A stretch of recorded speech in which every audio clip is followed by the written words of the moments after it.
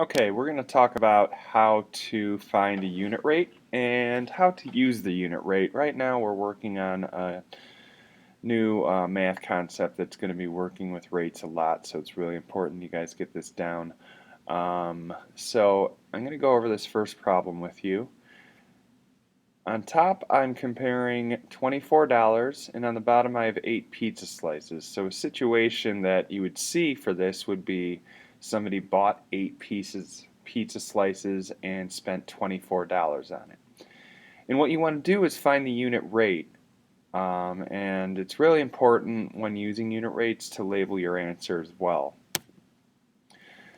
So right now I have 8 pizza slices, and in order to find the unit rate, if I look at that word unit, I want to make sure that I need to compare whatever money amount I'm spending on 8 to a money amount that I would spend on one piece of pizza or one slice of pizza. So, a couple ways to do that. If you're comfortable with proportions, you could set one up the same way you would here. So I'm comparing dollars to slices, and I have my 24, and I'm going to put that over 8. And again, if you're comfortable with proportions, this is the great way to do it. Now, I know I need to compare to one piece of pizza, and I don't know what my price is yet, so I'm just going to put an X here. In order to get from 8 to 1, I know that any number divided by itself is 1. So I have to divide 8 divided by 8, and I'll make it to 1. And then I have to do the same thing on top. And do 24 divided by 8.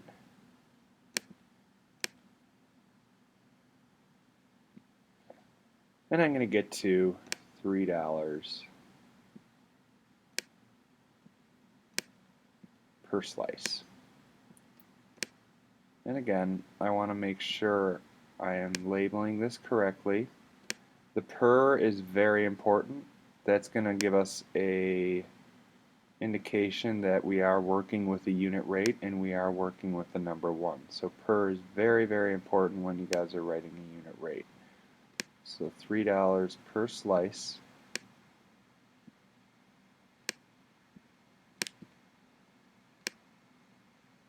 Now if you look really closely here, just finish trying to write that word down. If you look really closely here, I have $24 and 8 slices of pizza. And I worked through this whole proportion. I made sure I knew how to get my 8 to 1 and my 24 divided by 8. But if I have 24 over 8, I know that is essentially a division problem. So if I were just to do 24 divided by 8,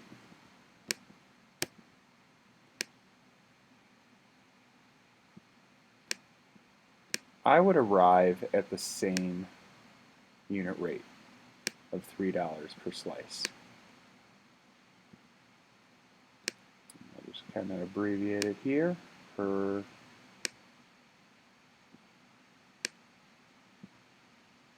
and I'll just do an SL for slice. Okay, pretty straightforward on that one. So another situational unit rate problem, and something you guys probably notice a lot if you're driving along the highway or on the street with your parents. You always notice speed limit signs.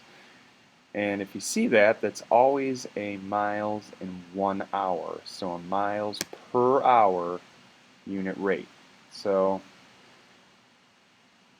if a car takes 6 hours to drive 360 miles, how fast is the car going in miles per hour? Again, you're comparing 360 miles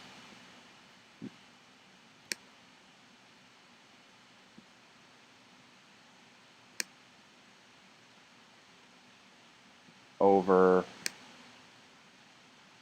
6 hours. The line's not straight, but I think you guys know what I mean. And if I do my proportions, I know I get from 6 to to 1 by dividing by 6.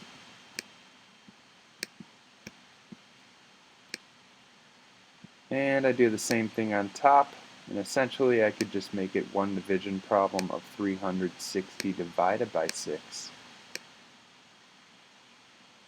And I arrive at 60. So, in order to make sure we see both ways, I could do my 360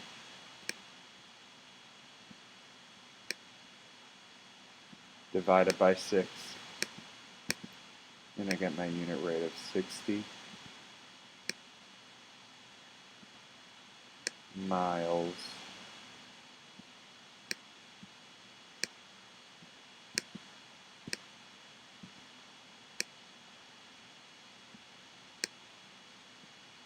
per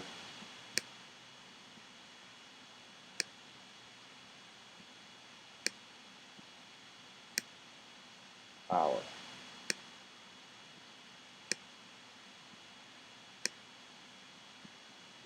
And the fun thing about unit rates is that once you find that per hour unit rate, and I'll change my color here so we kind of know what we're working with here, that per hour unit rate, we can just go in and find out how many miles we're going to go in 3 hours, how many miles we're going to go in 6 hours, how many miles we're going to go in 10 hours, by just simply multiplying your unit rate by the number of hours that you have. So, in order to find this, let's say I want to drive for 10 hours. And so I just do 60 times 10, and I get 600 miles. Because I know my unit rate is in miles per hour is 60. And I'll put MPH for miles per hour. Let's say I want to do 15 hours. Again, 60 miles per hour. I'm going to go ahead and multiply that by 15. And I get 900 miles. If I want to find out how long it takes me to drive 2 hours, I could do that by using my unit rate as well. 60 times 60 miles per hour times 2, and I'm going to go 120 miles. And again, I'm labeling everything. And when you are answering questions like this, we are assuming that the unit rate stays constant and it doesn't change. So later on when we get into writing equations, we're going to know that this number is always going to be the number that stays the same, always the number that is multiplied by a changing number to get the amount of miles that you want, or in any other situation that you're looking at. Again, there are situations too where you can find 2 unit rates in a problem. And again, we have a machine making a hamburger patties in 20 minutes, making 100 hamburger patties in 20 minutes. So I want to find 2 unit rates now. So the 2 things I'm looking for are, I'm going to abbreviate here, hamburger patties. Forget my handwriting here. And that's going to be over time, so minutes.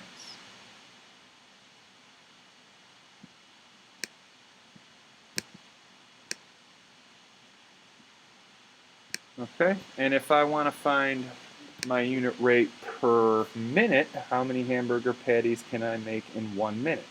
I could do 100 hamburger patties. And again, if you see a number over another number, you want to automatically think you're going to be dividing those 2 numbers. 100 out of 20. So 100 divided by 20, then you're going to get 5 hamburger patties per minute. Just kind of abbreviated HAMB again. HA.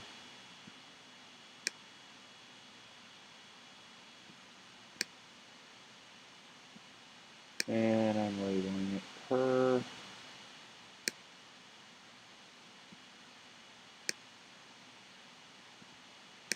minute.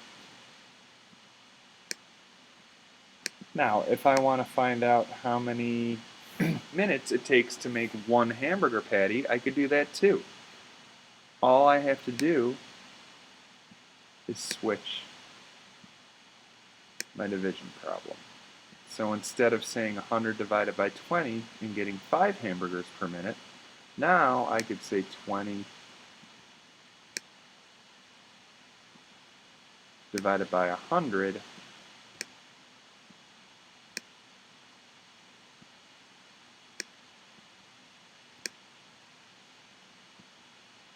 and I end up getting, it'll take me 0.2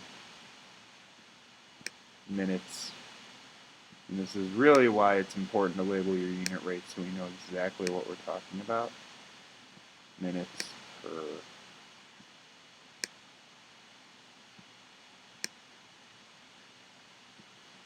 hamburger. So again, unit rates is a straightforward concept, but the tricky part is knowing when to use it and knowing how to use it and making sure you know exactly what you're talking about by labeling correctly and being able to read a situation to find out what exactly you're looking for as far as the unit rate goes.